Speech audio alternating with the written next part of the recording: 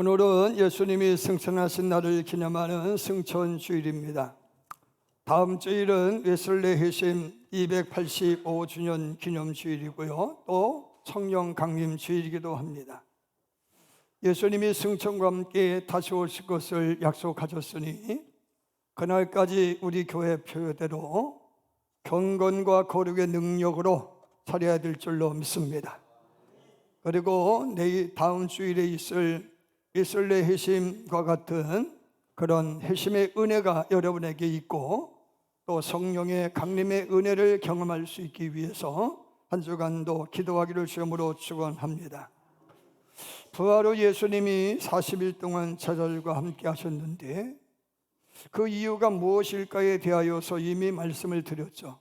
부활을 확신하지 못하는 그들에게 확신을 심어주기 위해서, 아직 훈련되지 못한, 연결지 못한 그들을 더 훈련하여서 진정한 제자 되게 하기 위해서 예수님은 속히 고향으로 가지 아니하시고 집으로 돌아가지 아니하시고 40일을 머물면서까지 지체하시면서 제자들 훈련하고 또 그들의 염려 근심을 하나님 앞에 맡기는 법을 가르쳐 주셨음을 믿으실 바랍니다. 우리는 어디가 제가요 여행을 갔다 인천공항에 들어오면 친구들이 야 아침 먹고 가자 그러면은 저는 그래 아이 빨리 가.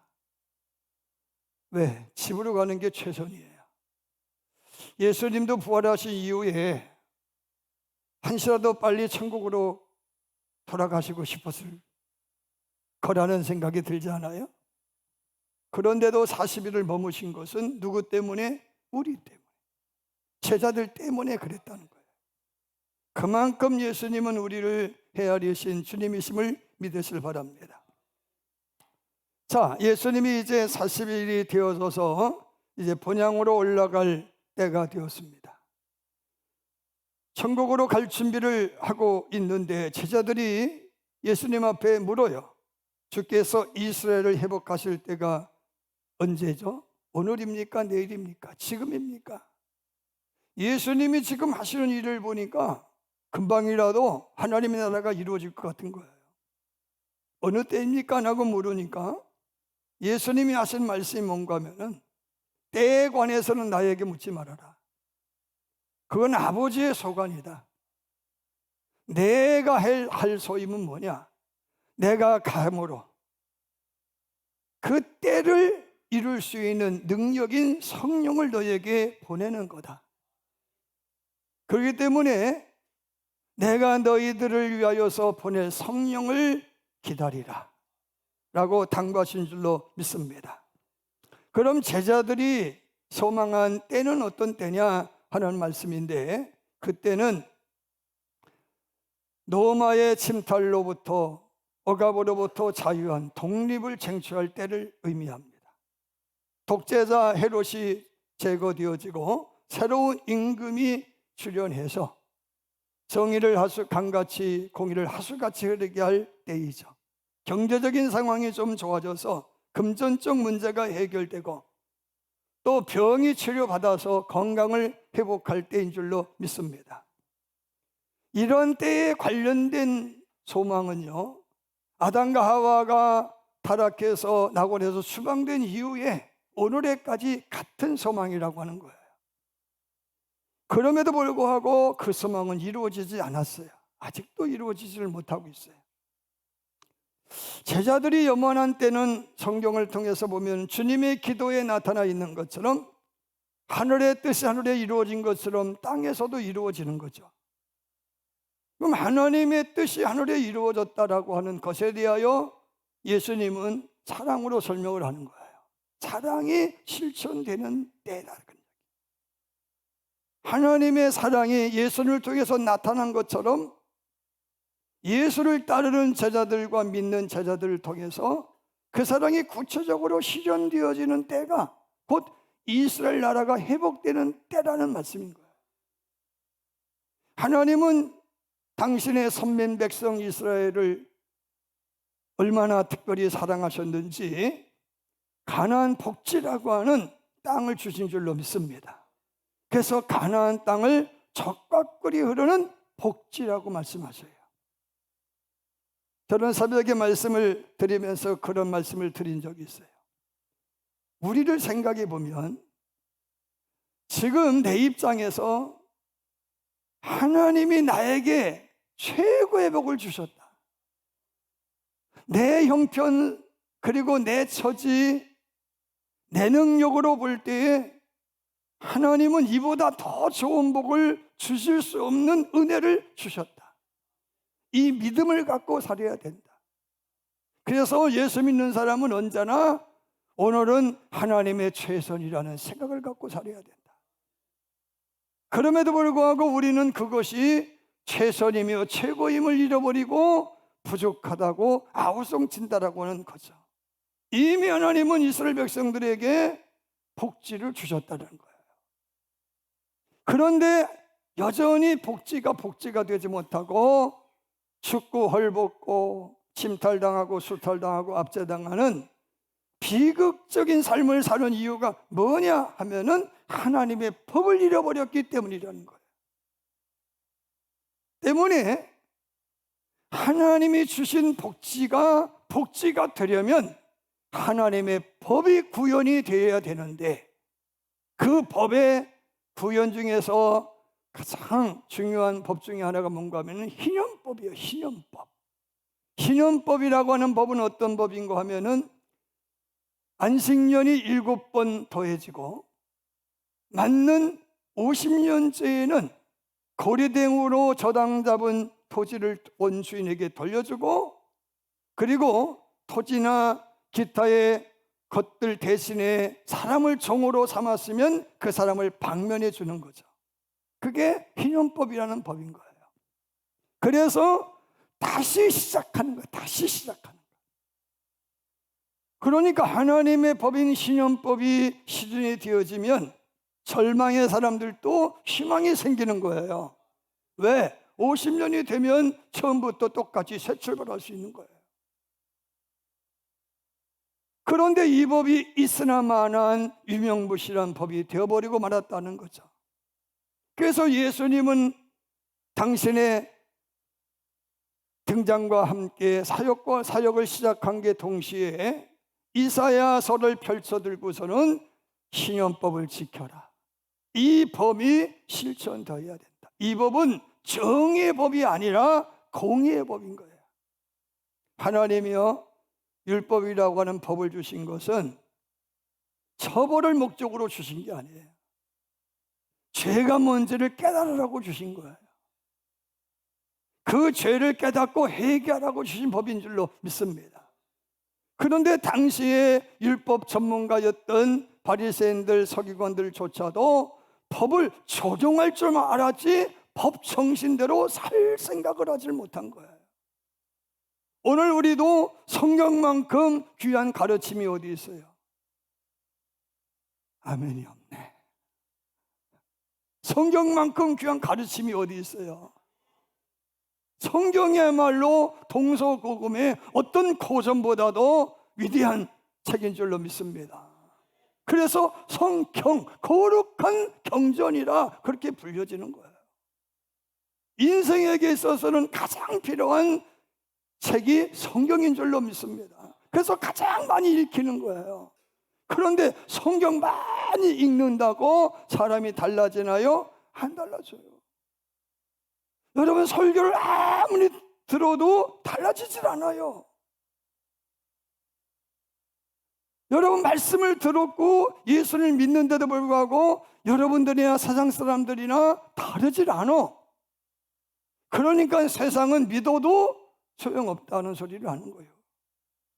교회도 다르지 않으니까 교회는 주차 민원이나 일으키는 아주 나쁜 집단으로 매도를 당하고 있는 거예요. 왜? 빛이 되어야 되고 소금이 되어야 되는데 그러지 못하기 때문인 줄로 믿습니다.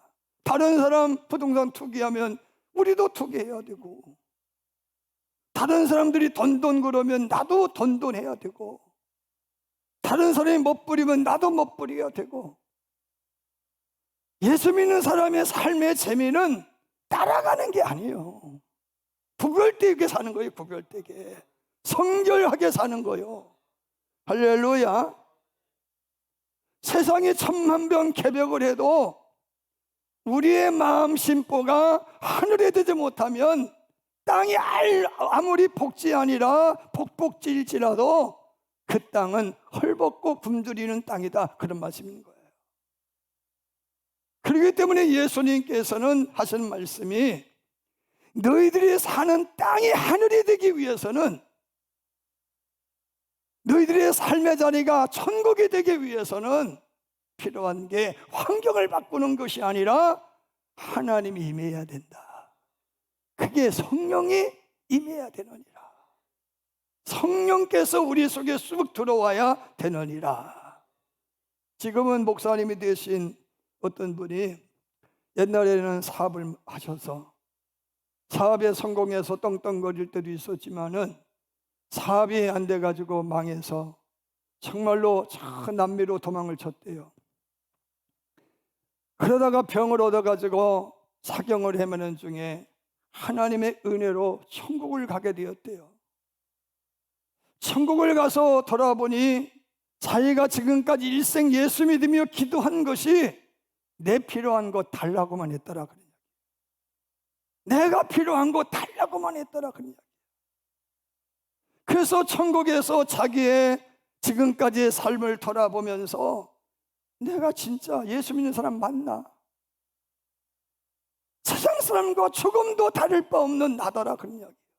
오히려 예수 이름으로 구하기만 하는 나였지 하나님의 뜻을 실천하기 위해서 분토만큼도 노력하지 못했더라, 그런 이야기입니다. 그래서 천국에서 돌아와서 깨어서 이후로 목회자의 길을 걸어가면서 아버지의 뜻을 찾는 사람이 되었다. 아멘이죠. 성경이 바라는 게 뭐냐? 생육하고 번성하며 땅을 충만하게 하고 그 땅을 잘 다스리며 관리하는 것인 줄로 믿습니다. 요한 사도는 영혼이 잘된 같이 범사가 잘되고 강건하게 되는 것이라고 말씀하신 줄로 믿습니다. 그런데 중요한 것은 그 은혜와 그 복을 누리기 위해서는 선악과를 먹지 말아야 되는 것처럼 하나님의 법을 지켜야 되는데 지켜지지가 않는다는 거예요. 그러니까 왜 못 지키느냐는 거예요. 우리는요 종종 그런 생각해요. 환경이 바뀌면 삶이 달라질 거라고 생각을 해요. 그러니까 우리 교회도 환경이 많이 바뀌었어요. 바꿔놓으면은요 뭔가가 될 것 같아요. 안 돼요. 근데 안 돼요. 여러분 세간살이를 쌤땡이로 싹 바꿔놓으면은 될 것 같아요. 세탁기만 바꿔도 천국 될 것 같아요. 바꿨어요. 하루면 좋게요. 냉장고만 바꿔놓으면은요 살림을 더 잘할 것 같은데 냉장고 바꿔도요 별반 나아지는 게 없어요. 여러분 이부자리 바꿔놓으면은 잠을 더 편히 잘 줄로 믿는데 이부자리 바꿔도 소용없어요. 마음 보자기가 달라져야 돼. 예수님이 말씀하는 거예요. 아무리 바꿔봐라, 골백번을 바꿔봐라, 되나? 안 된다. 하나님의 너희 속에 있어야 되는. 하나님은 어떤 분이시냐? 사랑이셔요. 하나님 어떤 분이시냐? 기도에 응답하시는 하나님이셔요. 그러니까 우리가 기도하면 응답받을 수밖에 없어요. 왜? 하나님은 응답하시는 게 체질이고 성질이고 성품이야. 부모는 자식이 달라고 하면 처음에는 이런저런 핑계대고 안 주다가도 결국에는 줘. 그게 부모야. 그게 부모. 우리 하나님도 마찬가지예요. 구하면 주시고 찾으면 찾게 하시고 두드리면 열어주시는 분이 주님이라는 거야. 그 주님이 우리 속에 들어오면 나에게 달라 하는 사람에게 줄 수밖에 없고 내를 필요로 하는 사람을 도울 수밖에 없는 인생으로 바뀌어진다는 거예요. 그렇기 때문에 예수님은 말씀하신 것이 성령을 받아야 된다. 때에 대해서 관심 두지 말고 성령 받는 일에 열심히 해라. 예수님의 생애에 대한 복음서의 기록을 보세요. 예수님이 30살 이전의 이야기는 탄생 이야기와 12살 되셨을 때 성전에 올라가셔서 거기에 성전에 있는 제사장들과 토론한 이야기밖에 없어요. 그런데 요단강에서 세례받고 올라오실 때에 성령 받고 40일 기도하시고 시작하시는 이후의 생애에 대해서는 하늘을 두루마리 삼고 바다를 먹물 삼아서 기록을 해도 다 기록할 수 없을 정도고, 요한 사도는 세상에 쌓아둘 것이 없을 정도로 많다고 설명하고 있어요. 아멘. 돌아가신 우리 할머님이 늘 하시는 말씀이, 내 살아온 이야기를 엮으면 소설 몇 권인데야. 여기 다 앉아 계시잖아. 다 앉아 계시잖아. 여러분, 예수님의 생애가 성령 받기 이전의 생애에 복음서의 저자들은 별 관심이 없어요. 성령 받은 이후에만 관심이 있는 거예요. 저는 이 말씀을 이제 묵상하면서, 아, 그렇구나. 예수님이 성령 받기 전에 예수님은 지혜가 탁월하고 은혜가 있었고 사랑을 받으셨지만 우리와 별반 다르지 않았구나. 예수님 우리와 그냥 부딪히며 그렇게 사는 존재였어. 그런데 성령 받으시고 사역을 시작하면서 달라진 거죠. 전혀 다른 인생으로 바뀐 거죠. 다른 분으로 바뀌었어요. 하나님만 하실 수 있는 역할을 감당하고 일을 행하시는 능력으로 바뀌었다라고 하는 거예요. 아멘. 여러분, 성령을 받으면 여러분은 바뀌는 거예요. 예수 믿기 시작한 이유가 뭐예요? 여러분, 예수 믿기 시작한 이유가 뭐예요? 여러분, 예수 믿는 이유의 동기가 다 있어요. 12년 동안 혈루증을 앓던 여인네를 보니까 예수님 옷자락만 만져도 낫겠다는 믿음이 생겨서 예수님 옷자락을 만져서 나았어요. 그러면은 동기가 시작이 됐는데, 동기는 시작이잖아요. 그 동기로부터 시작된 것을 자기가 소원 성취했단 말이에요. 그럼 그 다음엔 또 뭐예요 도대체? 또 다른 동기가 필요해요? 또 다른 동기가 필요하냐고. 이루어졌으면 진짜 신앙생활을 해야 되지. 그런데 우리는 신앙생활을 해야 됨에도 불구하고 또 다른 동기를 찾는 거야. 이것만 해결해 주시면, 또 이것만 해결해 주시면, 또 이것만 해결해 주시면 평생 동안 신앙의 동기만 찾아요. 신앙하는 목적을 잃어버리고 산다, 그런 말씀인 거예요.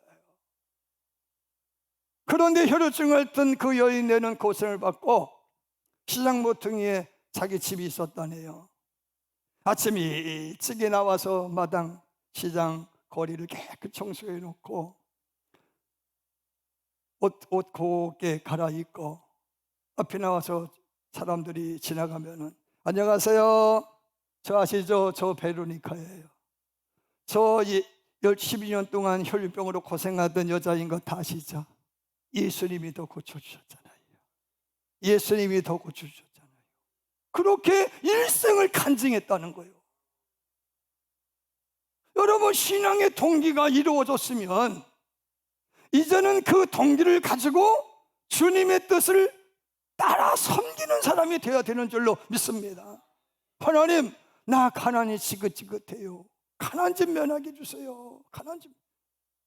그래서 하나님이 충성의 대가로 가난의 문제를 해결해 주셨는지, 특별히 사랑하셔서 물질 문제를 해결해 주셨는지 몰라도 주님 해결해 주셨어요.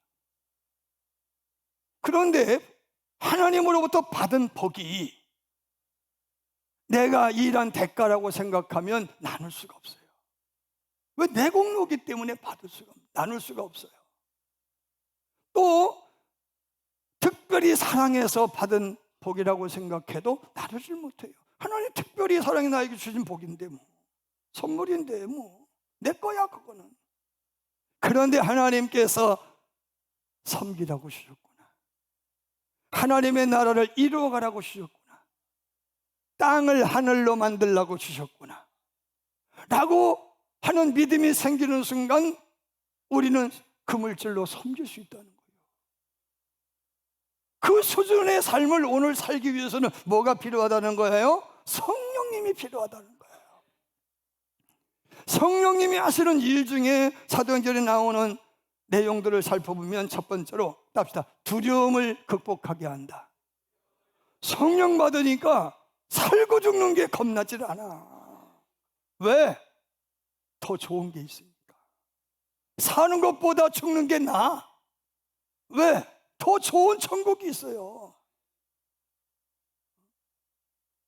여러분, 물질을 나누어도 염려스럽 내일 일이 염려가 안 돼요. 2마리가 한 앗사원에 팔리는 참새도 하나님 먹이고 입히는데 하물며 너희일까 보냐. 말씀이 믿어지는 거예요. 믿어지는 거. 아멘이죠. 믿어지는 거야. 허름한 옷을 입고 살면서도 명품 옷을 걸친 그를 부러워하질 않아. 왜? 내 안에는 이미 천국이 이루어졌네. 저가 상간을 살면서도 만족이 있고 기쁨이 있고 얼굴에는 웃음이 있어요. 우리 어르신들 요즘에 신방하니까 찬송을 좋아하는 찬송이 뭐냐 부르면은 주 안에 있는 나에게, 거의 그거예요. 거의 그거. 여러분, 주 안에 있는 나는 근심이 없어. 근심이 없어. 모든 걸 아시는 주께서 지금도 그랬지만 이후로도 그렇게 해주실 것에 대한 확신이 있기 때문에 그런 거예요. 고난을 통하여서 받을 상급이 더 큼을 기억하니까 고난도 두렵질 않아요. 매 맞는 것도 겁나지 않아. 톱으로 켜 죽든 창에 찔러 죽든. 폴리갑이라고 하는 속사도는, 감독은 화영장에서 86세로 죽어가면서도 하나님, 다른 사도들과 같이 순교자의 발열에 이르게 하시니 감사합니다 하고 죽는 거예요. 성경을 보면은요, 욥이라고 하는 사람도 하나님 앞에 온전하고 부끄러울 것이 없었던 욥도 근심투성이었다고 말씀하고 있어요. 3장 24절 26절에 보면 나는 먹기 전에 탄식이 나며 나의 앓는 소리는 물이 쏟아지는 것 같군. 아이고 하는 것이 물 쏟아지는 소리 같다는 거야. 그런데 그런 일이 왜 발생했느냐? 나의 두려워하는 그것이 내게 임하고 나의 무서워하는 그것이 내 몸에 미쳤구나. 내가 염려하던 것이 그대로 내게 임했다는 거예요. 내가 걱정하던 일들이 그대로 내게 반영이 되었다는 거예요. 그러므로 평강도 없고 안원도 없고 안식도 없고 고난만 있구나. 여러분, 염려는 인생들로서는 피해갈 수 없는 문제예요. 두려움의 문제는요, 피해갈 수가 없어요. 그런데 성령이 임하면 두려워해야 되는데 두렵지가 않다는 거예요. 고난의 뒤편에 있는 주실 축복을 기억하기 때문인 거예요. 아멘. 이미 내 안에는 부유하신 예수님이 내 안에 있다는 말이야. 그래서 우리는 찬송하는 거예요. 무엇을 염려하느냐, 무엇을 두려워하느냐, 아무것도 염려하지 마. 전날의 두려움이, 그 두려움이 변하여 기도가 되고 한숨이 변하여 찬송이 되는 거야. 성령 받은 사람은 염려하지 않고 기도하는 사람이에요. 아멘. 특별히 우리 교우들은 답시다. 염려하지 말고 기도하자. 아이고 하지 말고 주여 해. 딸만 입만 벌어. 아이고 죽겠네. 주여 불쌍히 여겨주시옵소서. 주여 불쌍히 여겨주시옵소서. 그래야지. 입만 벌리면 아이고 죽겠네. 이래서 못 살고 저래서 못 살고. 지금까지 주신 은혜, 주님의 것이 은혜라 찬송해야지. 아멘이죠. 사도행전 1장 8절에 나오는 말씀이 있어요. 오직 성령이 내게 임하시면 너희가 권능 받고 예루살렘과 유대와 사마리아와 땅끝까지로 내 증인이 되리라. 증인이라는 말이 나오는데, 이 증인이라는 말은 마트스라는 말이에요. 헬라 마트스. 증거라고 하는 말은 미투리아라고 하는 말이에요. 증인, 마트스, 증거, 미투리아.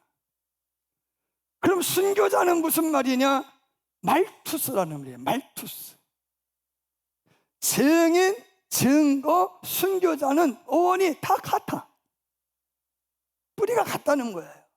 그러면 성령이 너에게 임하시면 권능을 받고 라고 했는데, 성령이 너에게 임하시면 너희는 순교자가 되고, 그런 말씀인 거예요. 여러분, 우리는 은혜 받는 것을 부귀영화를 쟁취하는 것으로 알아요. 착각이에요, 착각. 은혜 받으면은요, 더 헌신하고 더 수고하고 더 충성하는 거예요. 아멘이죠? 은혜 없는 사람이나 복복하는 거예요.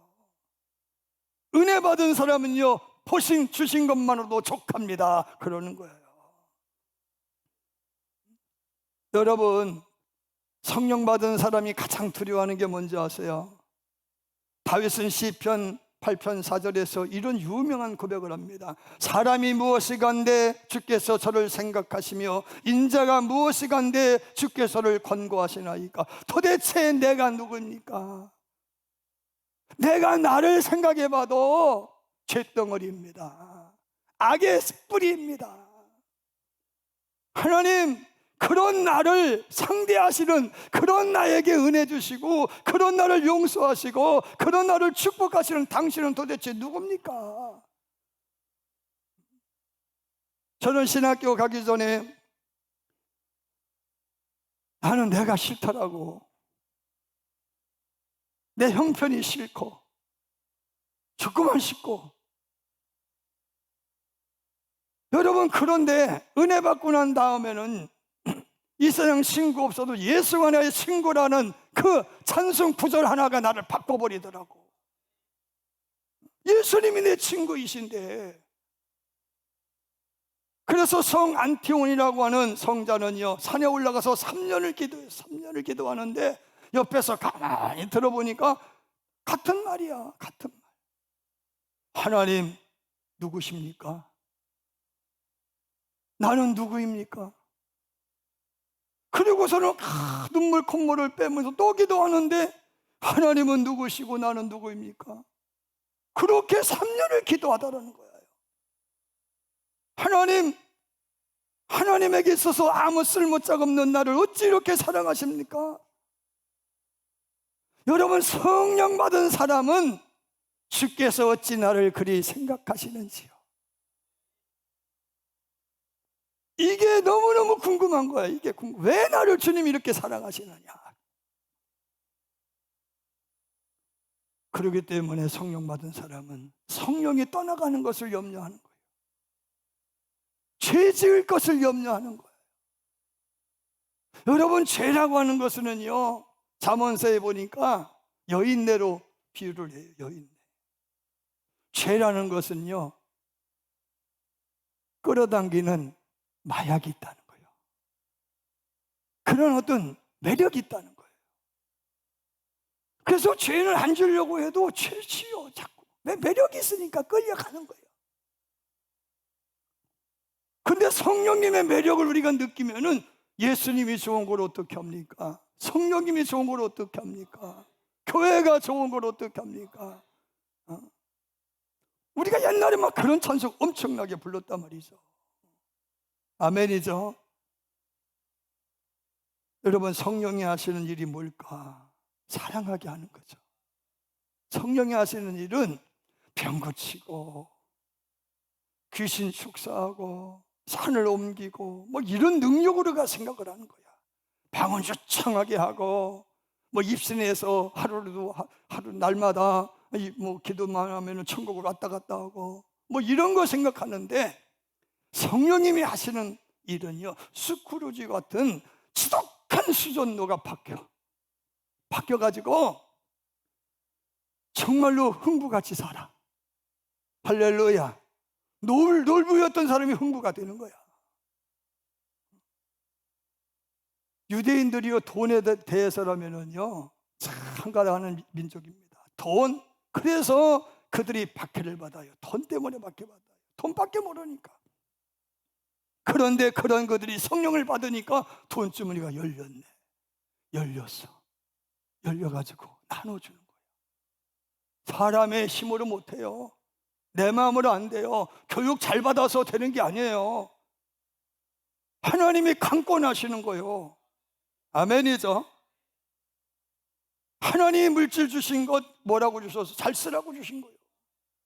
웨슬리 목사님도 그래서 하나님이 주신 물질은 잘 쓰라고 주셨다. 많이 벌어서 정말로 잘 써라. 뭐같이 벌어서 뭐같이 써라. 그렇게 말씀하시는 거죠. 요한 사도는 3장 1절에서 요한일서 3장 1절에서 그 형제를 사랑하지 않는 자는 하나님께 속하지 않는 자라고 했어요. 사랑이 없는 사람은, 은혜 없는 사람은, 은혜 있는 건 사랑하는 거예요. 답시다. 은혜 있는 건 사랑하는 거다. 은혜 있다는 증거가 뭐냐? 사랑하는 거예요. 사랑하는 여러분, 성령이 하시는 일은 병을 고치고 귀신 축사하고 산을 옮기는 능력만이 아니라 사랑할 수 없는 것을 사랑하는 거고, 헤아리지 못하는 것을 헤아리는 거라는 거예요. 여러분, 우리가 이렇게 살면 땅이 하늘이 되죠. 그죠? 땅이 하늘이 되잖아요. 그래서 땅이 하늘이 되게 하려면 어떻게 살아요? 환경을 바꾸는 것이 아니라 우리 마음보자기가 바뀌어야 돼. 성령이 모셔야 돼. 성령이. 이 땅에 성령이 다스리는 나라가 돼야 돼요. 여러분, 부디 여러분이 사는 땅이 하늘이 되기를 주님으로 축원하고, 땅이 하늘이 되기 위해서는 성령 받아야 돼요. 질병과 고난의 염려, 물질 문제, 이 문제는 나에 대해서 나보다 더 잘 아시는 주님께 맡기고, 죄짓지 않기 위해서, 죄로 인하여서 성령 떠나지 않게 하기 위해서 늘 깨어 기도하고 늘 기쁘게 찬송하는 저와 여러분들을 주님으로 축원합니다. 다 일어나서서 우리 찬양 드립시다.